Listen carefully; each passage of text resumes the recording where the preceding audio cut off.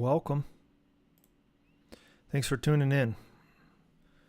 You are listening to Gnostic Studies, and we would like to continue our Gnostic Runology series with the fifth part, which is the historical context and historical precursors.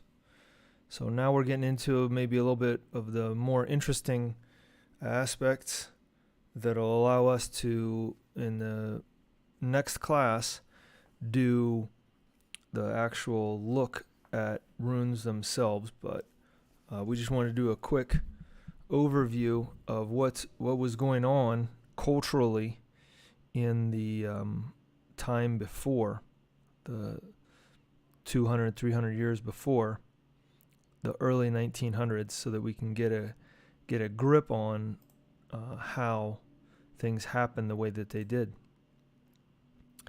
So,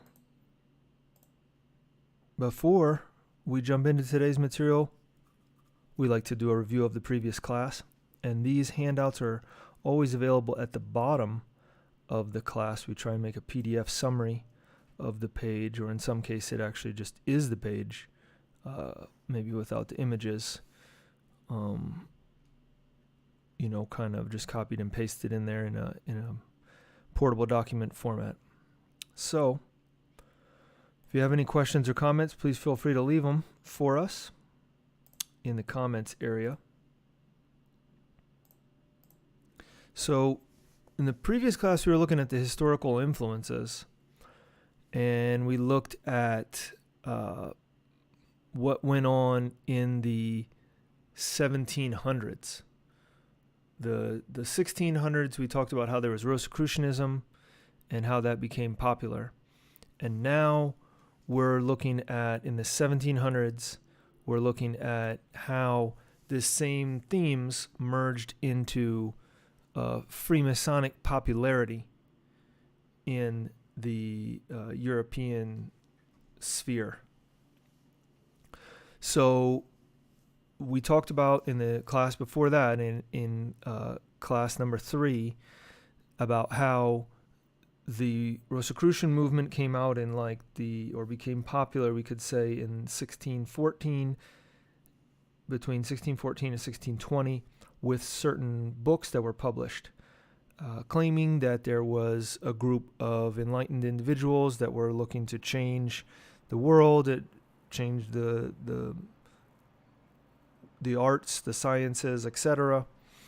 And it kind of coincided with about 100 years after the Protestant Reformation, meaning that the iron grip of Catholic religion in European nations was beginning to loosen, and things were starting to open up for other spiritual currents to emerge. And it started with the Protestant Reformation saying, hey, maybe there's a different interpretation of Christianity than the Roman Catholic version that we've heard. Then we have the Rosicrucian, another flavor of esoteric, in this case Christianity, emerging. And then now in the 1700s, we've got the Freemasonic movements, which we could say is a type of Christian Kabbalah. If you study the documents, if you study the language and the symbolism and the things that they reference, is generally speaking Old Testament, New Testament, and in addition to some other things. And with the 1700s, other schools or flavors of Freemasonry, so-called high-degree Masonry, became popular.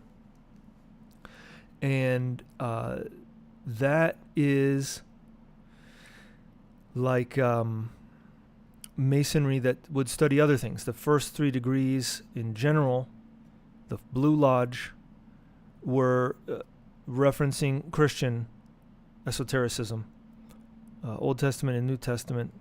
We could say mostly Old Testament, but then the higher degrees start talking about Christianity, Rosicrucianism, alchemy, Hermeticism, some mythological interpretation, astrology, but they all have Kabbalah in there.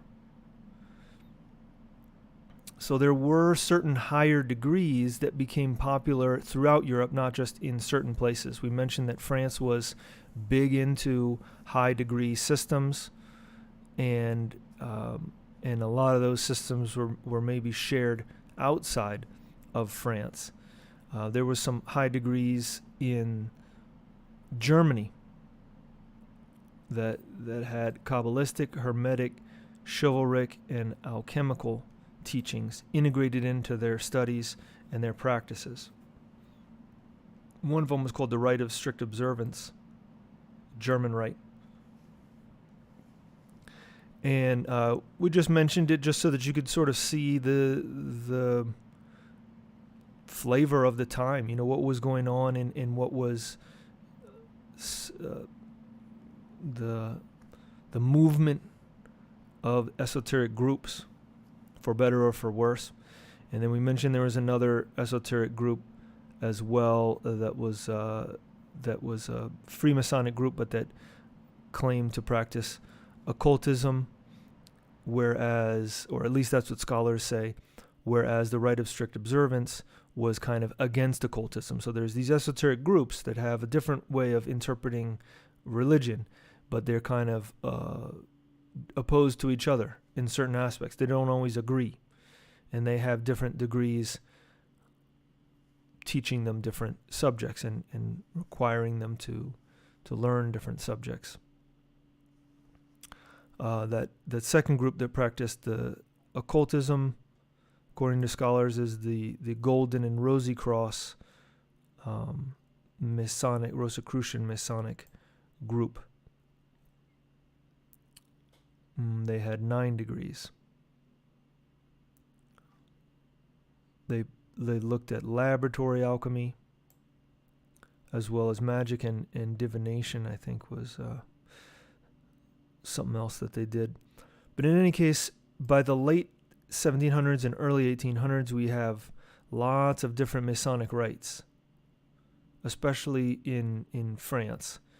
So many so that they decide that they need to kind of organize them into sort of a governing body, because it was a little, I think they were probably copying from each other, or somebody liked this thing and then they'd modify it, and it was getting too loose for some people, so they wanted it battened down. They wanted to batten down the hatches. So that was, some of the currents going on in the 1700s. As it emerges into the early 1800s, mid 1800s, we see a definite popularity of Masonry, but it's starting to decline, right? It's not as popular as it was in the mid to late 1700s. And with this come new spiritual movements, ones that are of interest to us: spiritualist movement, this idea of the odd or odic force, a vital force, and then we'll see, which is what we're going to cover today, the Theosophical movement in the late 1800s, emerging, talking about the Eastern philosophy, Eastern ideas, translating a lot of these documents into European languages and making it accessible for anyone. And then we want to look at today also something called the Völkisch movement. So we'll look at all that, but rewinding now to the Great Awakenings, which is a subject we talked about in the previous class, with the Protestant Reformation, which began in Germany in October of 1517 and ended sometime in the mid-1600s. There's continued attempts to reform traditional Christianity in Europe. Beginning in the early to mid-1700s, there are a number of surges in religious popularity that historians have now named the Great Awakenings. According to the scholar Christine Ley-Heermann, during the middle decades of the 18th century, a new age of faith arose to counter the currents of the Age of Enlightenment, to reaffirm the view that being truly religious meant trusting the heart rather than the head, prizing feeling more than thinking, and relying on biblical revelation rather than human reason. The philosophers of the 18th century Enlightenment had a dramatic effect on subsequent developments in philosophy and religion. In particular, Immanuel Kant, German philosopher, his works gave rise to a new generation of German philosophers, and they began to see wider recognition internationally.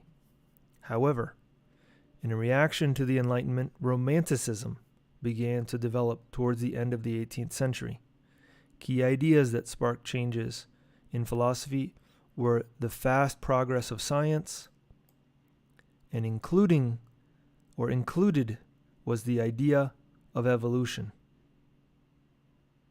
The concept of evolution now starts to integrate itself into the religious sphere.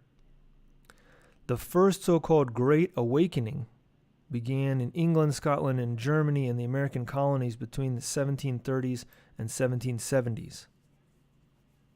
And it has been described as a focus on religious experience rather than on traditional doctrinal divisions, right? Saying, well, this is the way we do it, that's the way you do it, Protestant versus Catholic. They're saying, no, it doesn't matter. Religious experience is what's important. With it, there's an emphasis on religious faith as opposed to religious intellectualism and scholasticism. Here we also see the emergence of the theological view that religious conversion had to be a new birth experienced in the heart and not simply an intellectual grasp of proper Christian doctrine. So we got this first Great Awakening in the basically early to mid 1770s, 18th century or 1700s, and then we have the second Great Awakening at the end of the 1700s, and then going into the early to mid 1800s.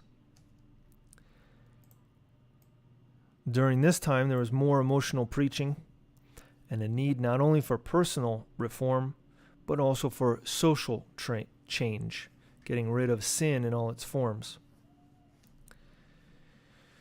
Romanticism found expression in the Great Awakenings of the mid-18th century, which was characterized by enthusiasm, emotion, and an appeal to the supernatural. Here we go. This he also contrasts with the skeptical rationalism of the Enlightenment. Scholars say there may have been other Great Awakenings that happened after that, but those two are of interest to us because of the idea that we want to experience a new birth in the heart and not simply intellectual grasping of things, and an appeal, emotion, right, enthusiasm, and an appeal to the supernatural. Now we get spiritualism in the 1840s in upstate New York. We see it first appearing. Earlier religions that came from the same area, Millerism and Mormonism. You may have heard of them. Many believed that this area was a special place where direct communication with the divine was possible. Spiritualism was concerned with the afterlife and communicating with the spirits of dead people. So-called spirits is what they called disincarnated humans. Central to their system is the idea that spirits or disincarnated humans are capable of growth and perfection, i.e. evolution, progressing through higher spheres or planes, and that the afterlife is not a static state, but one in which spirits or disincarnated persons evolve. One of the reasons spiritualists were interested in contacting disincarnated persons was the idea that they could provide knowledge about moral and ethical issues, as well as about God and the afterlife. Many believers, therefore, speak of spirit guides. You may have heard that term before, right? People use that term nowadays. Spiritualists believe that they called spirit those. So let me read it again. Spiritualists believe that those they call spirit mediums are gifted with the ability to communicate with the deceased. However, anyone can become a medium through study and practice.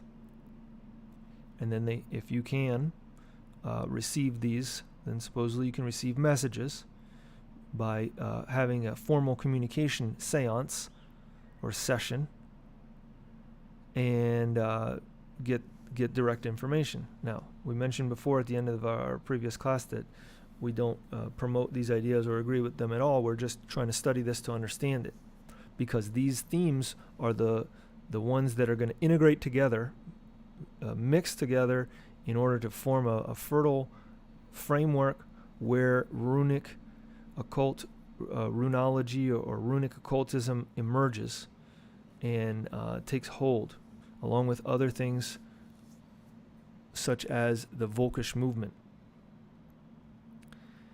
So, what we're looking at now, the foundations of spiritualism, what are they?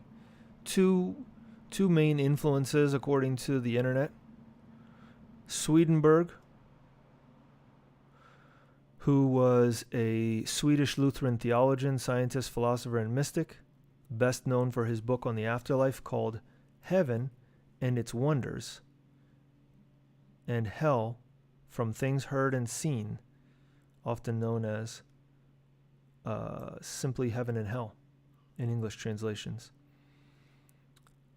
Before he got into spirituality or spiritual stuff, he was an inventor and a scientist. But at 53, he entered a spiritual phase. He had dreams and visions that began on Easter weekend in 1744.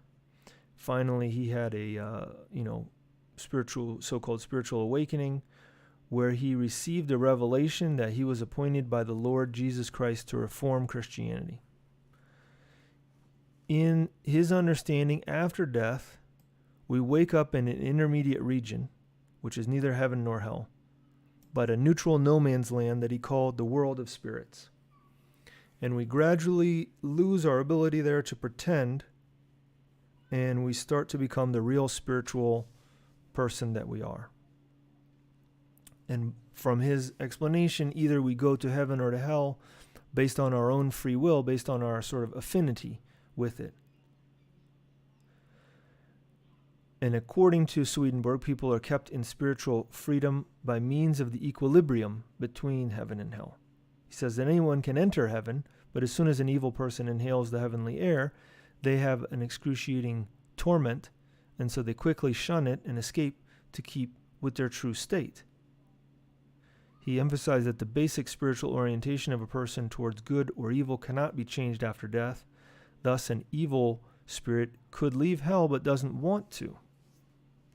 So there's two main ideas you want to extract from here. One is that there's not a single hell and a single heaven, but rather a series of higher and lower heavens and hells. And number two, that spirits or disincarnated human beings are intermediates between God and humans, such that the divine sometimes uses them as a means of communication, right?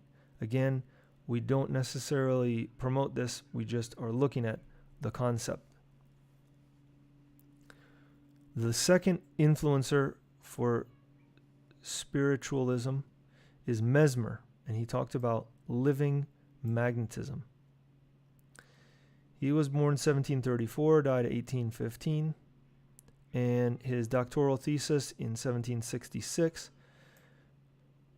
In it, he discussed the influence of the moon and the planets on the human body and on disease, kind of building off of Isaac Newton's idea that the tides are influenced by the sun and the moon.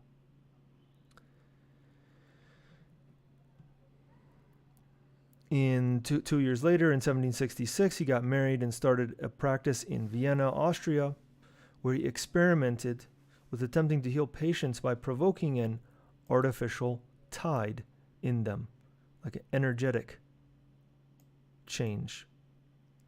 In 1776, he published a book in German entitled Writings About the Magnetic Cure, in which he mentions his dissertation and gives examples of his findings from magnetic experiments with people and animals. Next year, after partial success curing the blindness of an 18-year-old musician, he decided to leave Vienna and move to Paris, where he rented an apartment and established a medical practice. There he was said to have been visited by Mozart often. Then, in Paris, he published a French book, Memoir on the Discovery of Animal Magnetism, in 1779, 3 years later, with the help of one of his French students, and he gave 27 propositions or axioms regarding this concept of magnetism. He's the one that sort of defined it the way we understand it now, or at least started that definition. But his ideas around, or theories, center around a natural energy transference that he says occurs between all animated and inanimate objects. For him, this invisible natural force was possessed by all living things, including humans, animals, and vegetables. And he also believed that this force could have physical effects, including healing. For a while, for let's say 70 years, he had a lot of followers. But it didn't always pan out, and kind of lost steam after a while.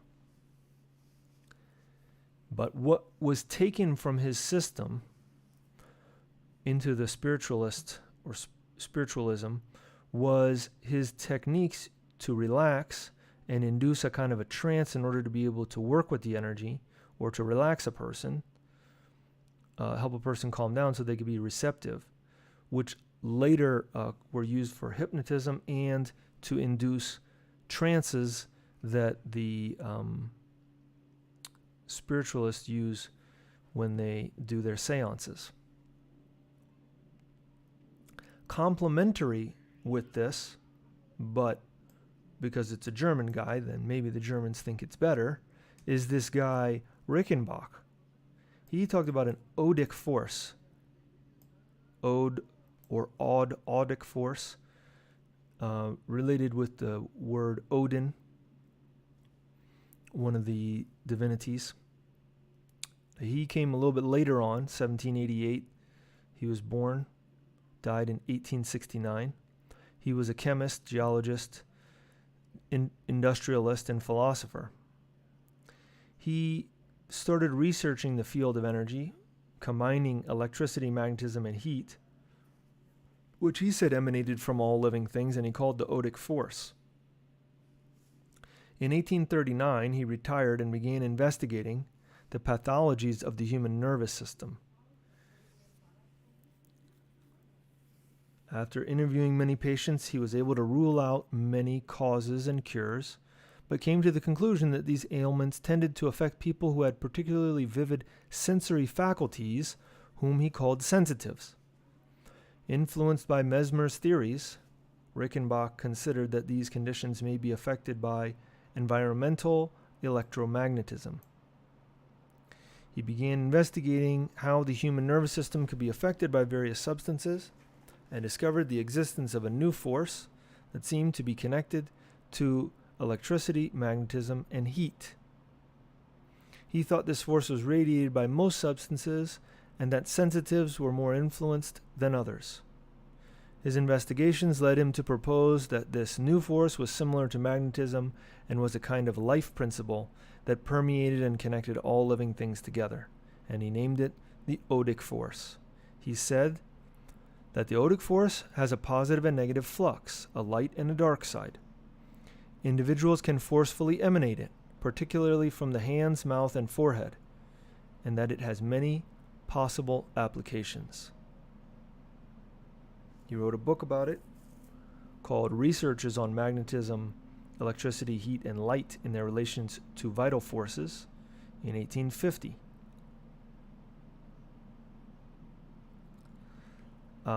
They tried to replicate some of the things that he put in there, and they were not able to, scientists, so they decided, must not be real, and kind of lost some steam there. Apparently, in total darkness, the aura can be seen, and that's aura around things, living things, crystals, magnets, as well as plants, animals, and humans. Some say that his idea and the ideas of Mesmer were very similar to the concept of chi and prana. However, the difference is that the odic force wasn't associated with breath, but instead biological electromagnetic fields. All right, we're going to stop there and jump into the material for today. Let's see here. So, thanks for bearing with us through that review.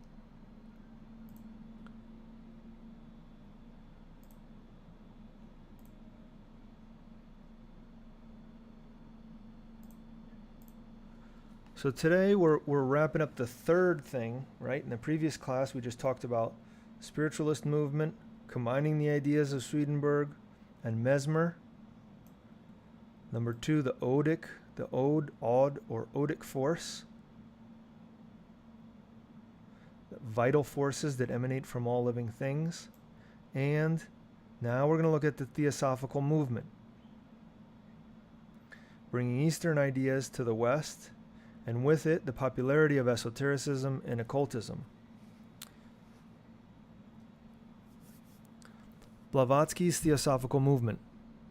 Helena Petrovna Blavatsky was born in Russia and studied esotericism throughout Europe and the Middle East before eventually traveling to India and Tibet. Sometime between 1867 and 1868, she traveled to Constantinople, where she met Master Moria, and together they traveled overland to Tibet. There they stayed with another spiritual master named Kut Humi, near a monastery in Shigatse. There Blavatsky claimed she was taught an ancient language known as Senzar, and translated a number of ancient texts written in it that were preserved by the monks of a monastery. She also claimed that while in Tibet, she was taught how to develop and control her psychic abilities. When she left Tibet in 1870, she said it was with the mission of proving to the world that the phenomenon identified by spiritualists was objectively real, thereby defending it against accusations of fraud made by the scientific community. However, she also stated that the entities being contacted by spiritualist mediums were not the spirits of the dead, as the spiritualist movement typically alleged, but instead either mischievous elementals or the shells left behind of the deceased. So she's saying that it's a real phenomenon that's occurring, but it's not the phenomenon you think. It's not that you're actually communicating with the deceased person. You're either communicating with an elemental that's being mischievous, or the shell, the old personality, we could even say, but not the person themselves. After traveling to Cairo in 1871, she established a Société Spirite with the help of Emma Cutting. This group was largely based on Spiritism, a form of spiritualism founded by Allan Kardec, which professed a belief in reincarnation, in contrast to the mainstream spiritualist movement. However, Blavatsky believed that Cutting and many of the mediums employed by the society were fraudulent, and so she closed it down after 2 weeks. Later, after returning to Europe in 1874, Blavatsky traveled to the United States, where she met Henry Steele Olcott, who soon became her friend and spiritual collaborator. The following year, Blavatsky, Olcott, and others, including an Irish spiritualist named William Q. Judge, decided to establish an esoteric organization. On September 17th, 1875, in New York City, the Theosophical Society was officially formed, which they described as an unsectarian body of seekers after truth who endeavor to promote brotherhood and strive to serve humanity. That same year, Blavatsky began work on a book outlining her theosophical worldview. Although she had hoped to call it The Veil of Isis, instead it was published as Isis Unveiled. While writing it, Blavatsky claimed to be aware of a second consciousness within her body, referring to it as the lodger who is in me, and stated that it was this second consciousness that inspired much of the writing. It was first published in 2 volumes in 1877.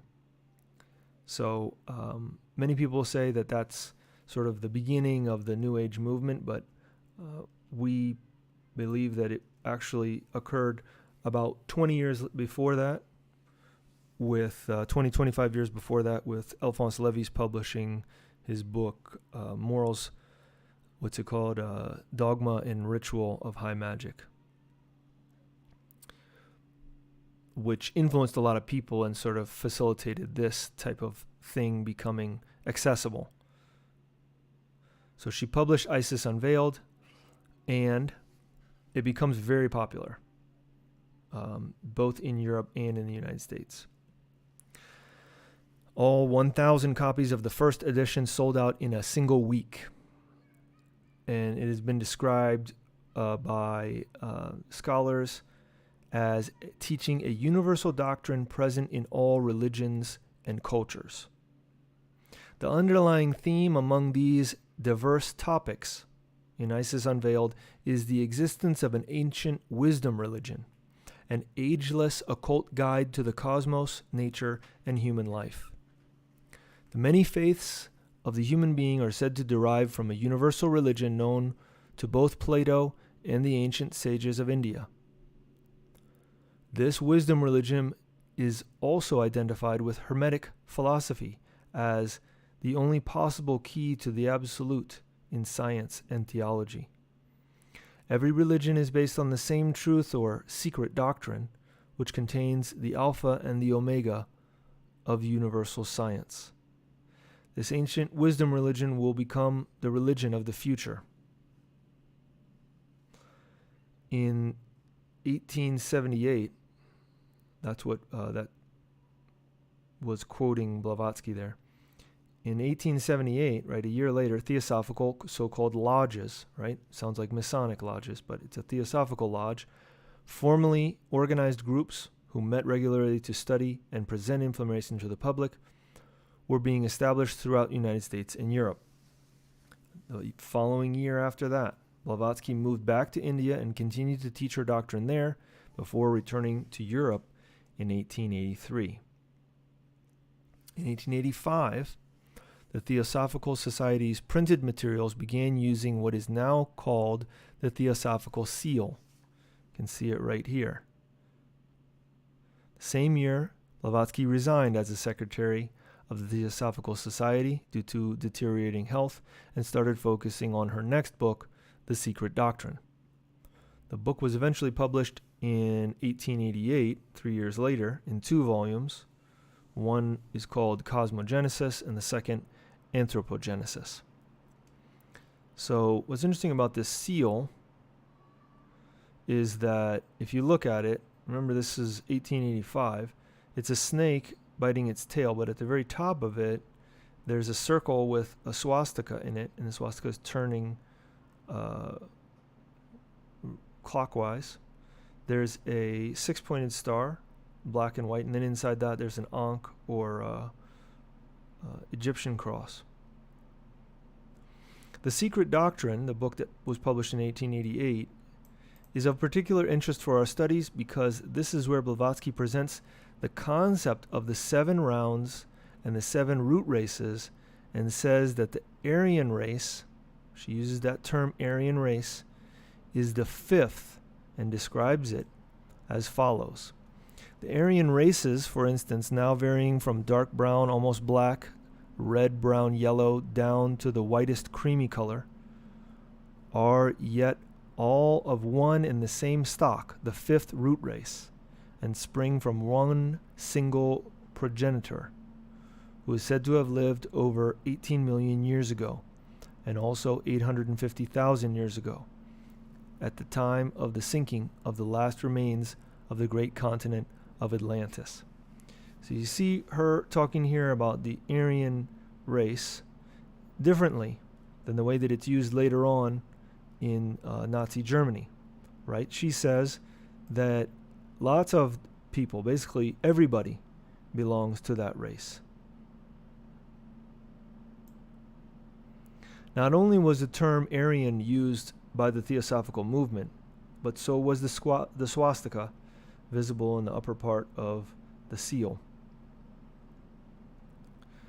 So we've seen that Rosicrucianism and Freemasonry both had considerable influence in Germany from the early 1600s on.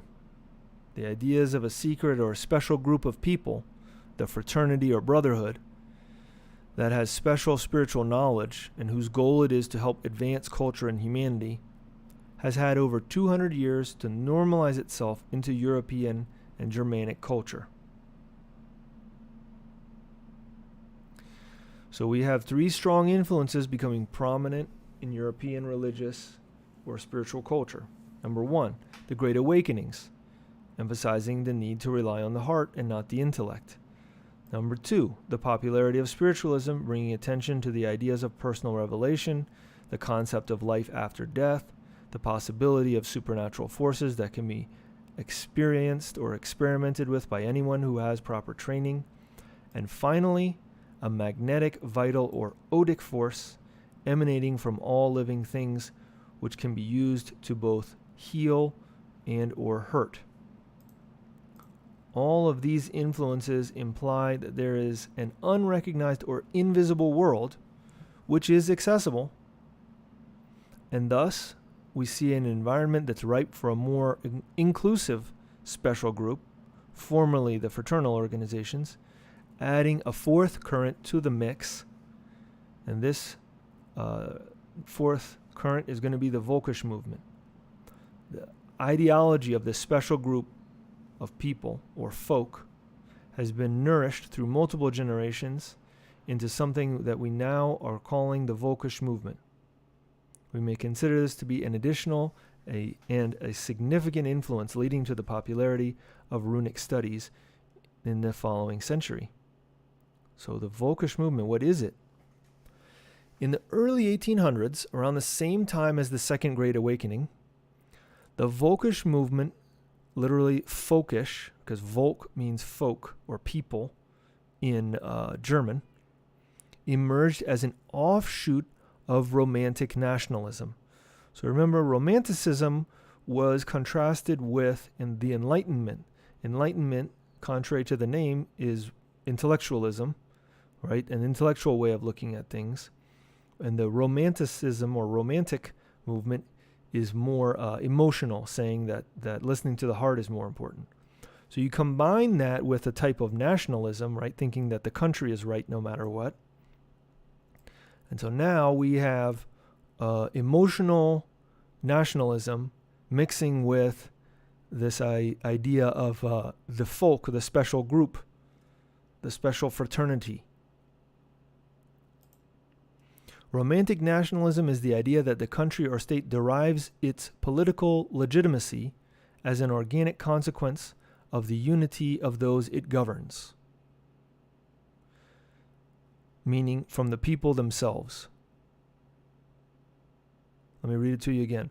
Romantic nationalism is the idea that the country or state derives its political legitimacy, that it's legitimate politically speaking, as an organic consequence of the unity of those it governs, the unity of the people that it governs. This grouping of people can be based on a language, or a race, or a culture, or a religion, or customs of the nation. It can be based on anything. Romantic nationalism is on the opposite spectrum to the royalist philosophy, which the Jacobites ascribed to, which we mentioned before when we talked about the right of strict observance, which is the idea that a king or queen has a right to rule because it's a divine right. So the idea that the king or queen has a divine right to rule, they're kind of born with it, right? Versus romantic nationalism is that the legitimacy comes from the unity of the people. Scholars say that the Völkisch movement started becoming popular through ideas like those expressed by Johann Gottlieb Fichte in his 1808 book, Address to the German Nation. So you see, they're already starting with it 100 years before, or 120 years before the Germanic National Socialist movement. In this book, he addresses the question of what could warrant a noble individual's striving and their belief in the eternity and immortality of their work. Why would you work? He says, what is a people? His answer is, what is a people? What is a Volk? In the higher sense of the term. And what is love of the fatherland, right? Nationalism, romantic nationalism.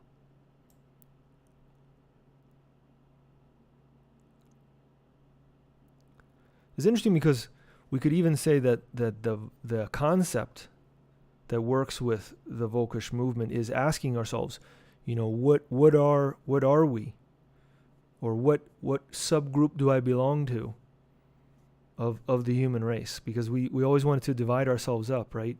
And then what does that mean? What does that imply? And we see lots of different systems emerging that try and give us answers to that, whether or not they're accurate. So his answer is that it could only be the particular spiritual nature of the human environment out of which the person themselves and all their thought and action has arisen, namely the people from which one is descendant and whom one has been formed and grown into that which that person is. Right, so he's heavy into culture and influence, ancestral influence, we could say. That's his answer.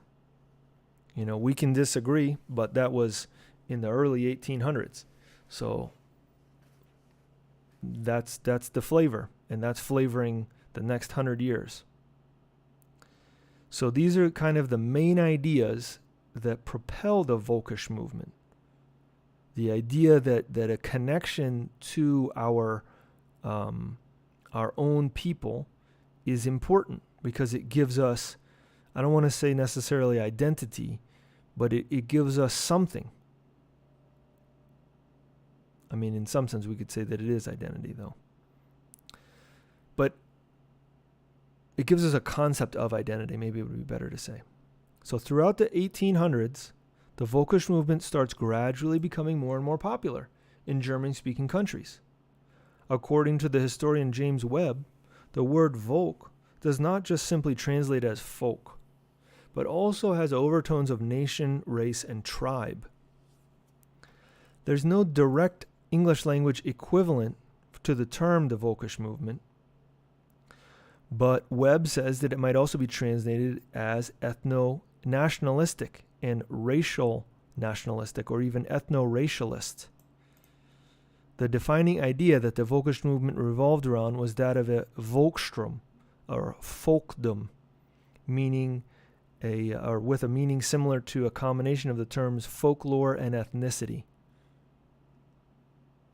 So again, we're not promoting these ideas. We want to understand them because these are sort of like archetypes that repeat themselves in our cultures throughout the world, right? And in Gnosis, we want to study culture. We want to study religion. We want to study the relationship between the two. We want to see how we get deviated from the path, and we want to see how we stay on the path.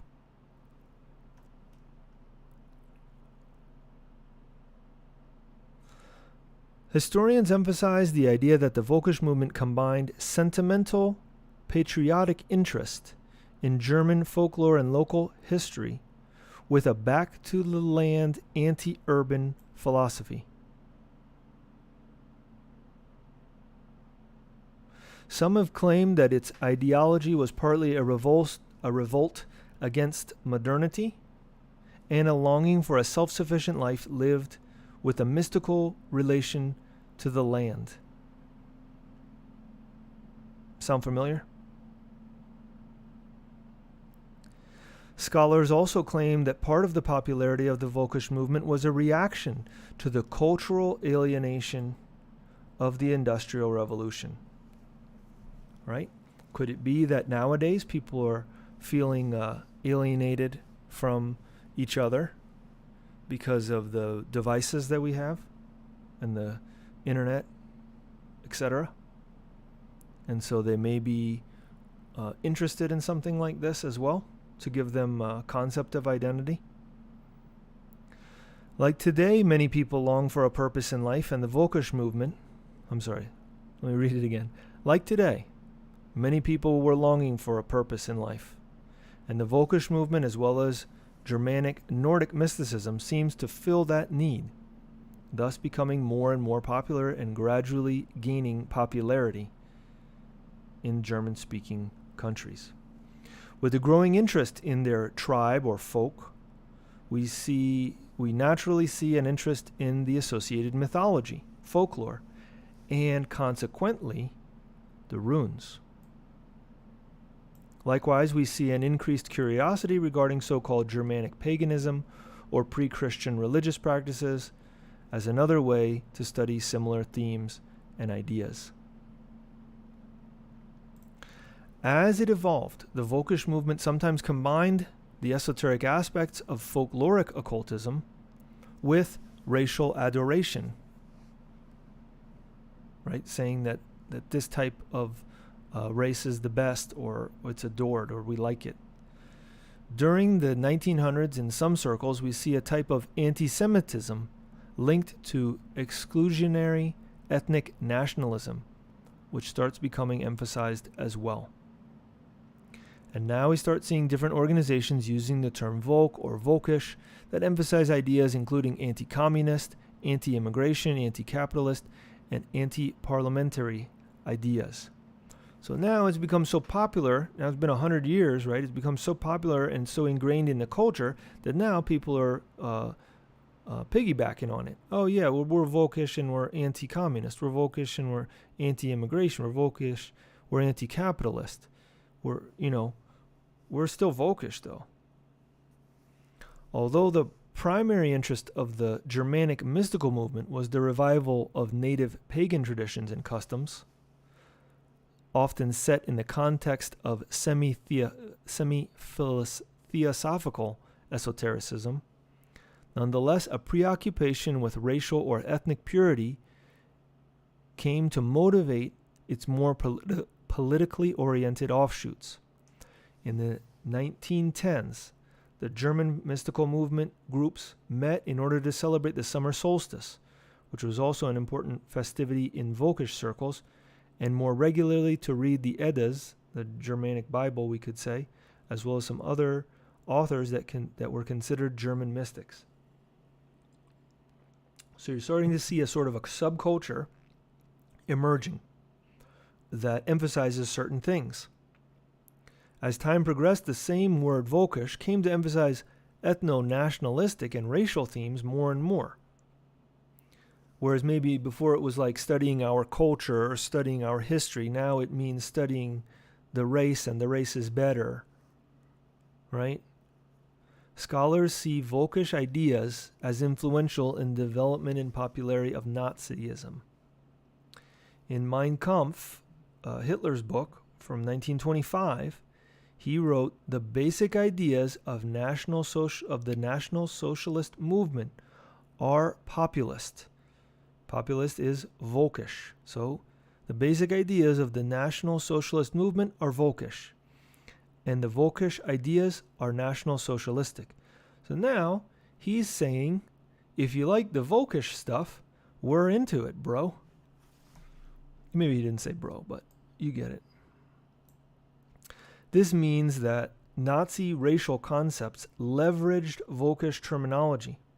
Now the folk were specifically Germanic, Nordic, or Aryan peoples. Even though we saw that Blavatsky defined Aryan differently, they're starting to co-opt this term and use the term, and the term that meant something 50 years before or 45 years before now starts to take on a new meaning, because we're changing the meaning of the term through culture.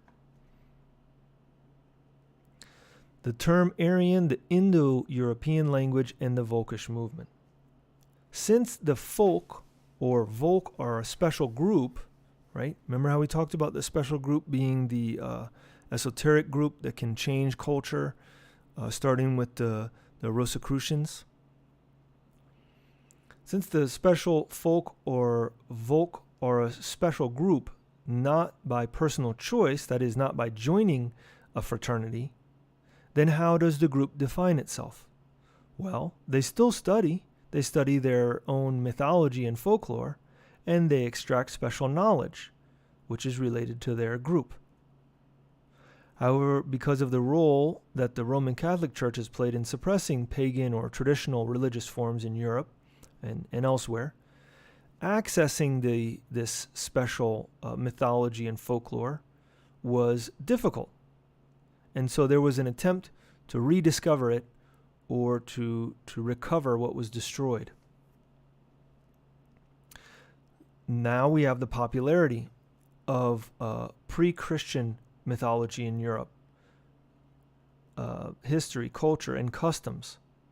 And the availability of Hindu and Buddhist doctrine and mythology is now made possible through Theosophy.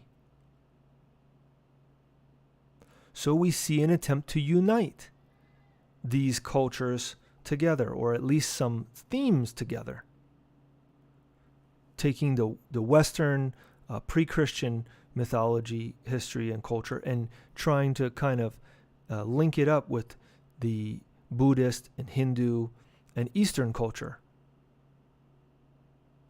In addition to encouraging lots of speculation about the way the Volk could have lived, this is also where the Eastern term Aryan takes on a new meaning in the West, becoming now white European. Whereas, and you can, look the term up too and see that that's not what it was before. It was a term in scholarly circles that referred to people in India or in Persia. Again, not saying that Blavatsky didn't have her own definition of the term. So this is an entry in the Encyclopedia Britannica for Aryan. It says, the name originally given to people who were said to speak an archaic Indo-European language and who were thought to have settled in prehistoric times in ancient Iran and northern India. The theory of an Aryan race appeared in the mid-19th century and remained prevalent until the mid-20th century. Right? Mid-1800s to the mid-1900s. In Europe, the notion of white racial superiority emerged in the 1850s, propagated most studiously by the Comte de Gobineau and later by his disciple Houston Stewart Chamberlain, who first used the term Aryan to mean white race. Members of that so-called race spoke Indo-European languages, were credited with all the progress that benefited humanity, and were purported to be superior to the Semites, yellows, and blacks. Believers in Aryanism came to regard the Nordic and Germanic peoples as the purest members of that so-called race. So you see, this is a concept that emerges 50, 75 years before, and then it's kind of carried into culture because it becomes normalized after a certain period of time that, oh yeah, that's what that means, even if that's not what it originally meant. And so now it starts to snowball, take on its own effect. So, as an example, let's take a look at the text from the late 1800s that discusses topics that would be of importance to the Völkisch movement. In the introduction to the Swedish author Victor Rydberg's Teutonic mythology from late 1800s, he tries to establish a link between European and Asian or Eastern languages as well as their religious forms. He says, it is universally known, right? Great way to start it off so that you can convince people that they should already know this. It's universally known that the Teutonic dialects are related to the Latin, the Greek, the Slavic, and the Celtic languages, and that the kinship extends even beyond Europe to the tongues of Armenia, Irania, and India. The holy books ascribed to Zoroaster, right, that's the religion, the original Persian religion, which to the priests of Cyrus and Darius were what the Bible is to us. The Rigveda's hymns, which to the people dwelling on the banks of the Ganges are God's revealed word, are written in a language which points to a common origin with our own. However, unlike all these kindred tongues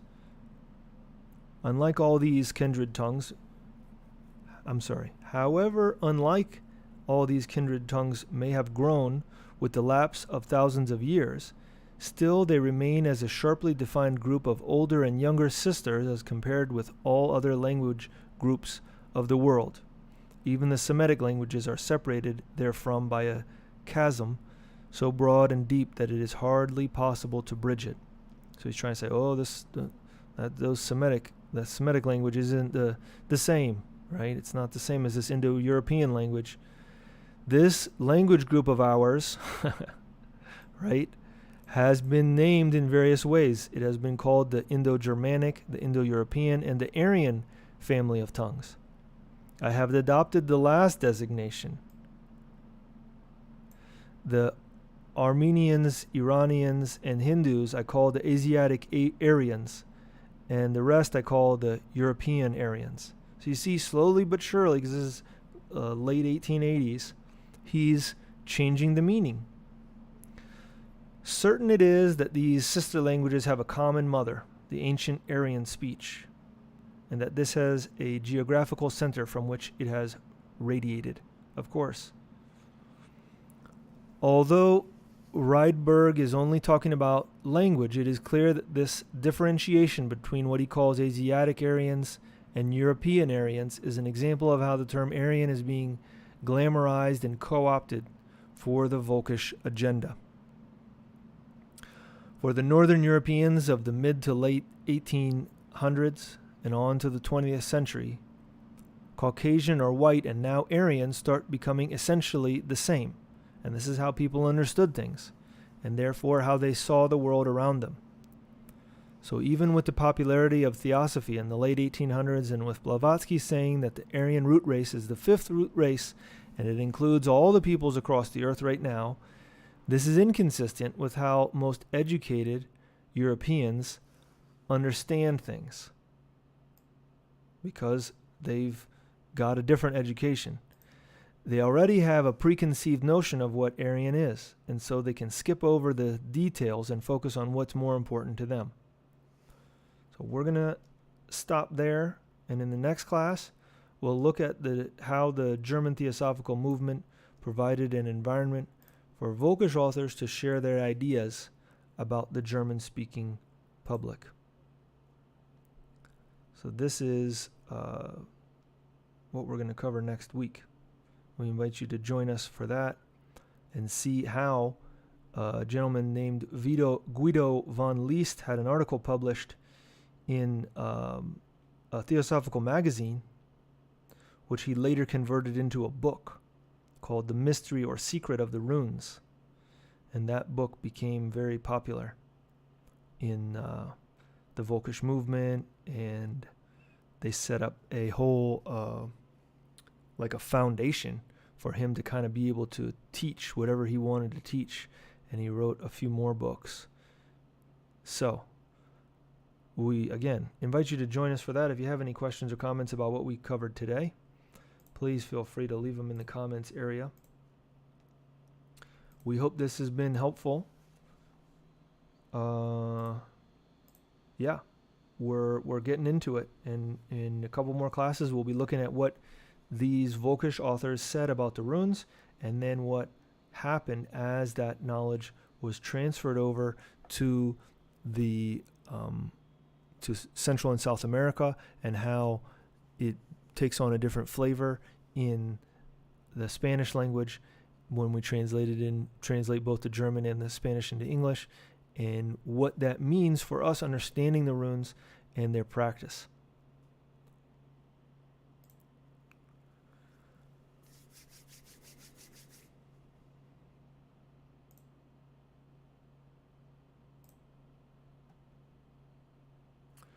Well, doesn't seem to be any questions or comments at this time. So we want to thank you for your attention, for spending some time with us. We hope that it has been useful. We encourage you to join us as we continue studying this subject in depth so that we can understand it and be able to speak on it appropriately when people start to say, the runes are this or the runes are that, or, at least we'll have a good background when we go into it. So thanks again, and look forward to talking to you next time.